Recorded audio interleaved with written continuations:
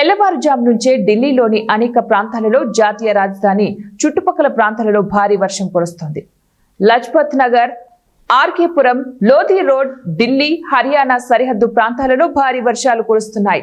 భారత వాతావరణ శాఖ నివేదిక ప్రకారం ఇవాళ ఉరుములతో కూడిన భారీ వర్షాలు కురిసే అవకాశం ఉంది. ఢిల్లీలో ఇవాళ గరిష్ట ఉష్ణోగ్రత 34 డిగ్రీల సెల్సియస్, కనిష్ట ఉష్ణోగ్రత 25 డిగ్రీల సెల్సియస్ ఉంటుందని వాతావరణ శాఖ పేర్కొంది. ఇదిలా ఉండగా హిమాచల్ ప్రదేశ్ అంతటా కూడా కురుస్తున్న భారీ వర్షాలకు మౌలిక సదుపాయాలు తీవ్రంగా దెబ్బతిన్నాయి. గత 24 గంటల్లో భారీ వర్షాల కారణంగా 323 రోడ్లు, 70 విద్యుత్ పంపిణీ ట్రాన్స్ఫార్మర్లు, 130 నీటి సరఫరా పథకాలు దెబ్బతిన్నాయని రాష్ట్ర విపత్తు నిర్వహణ అథారిటీ తెలిపింది.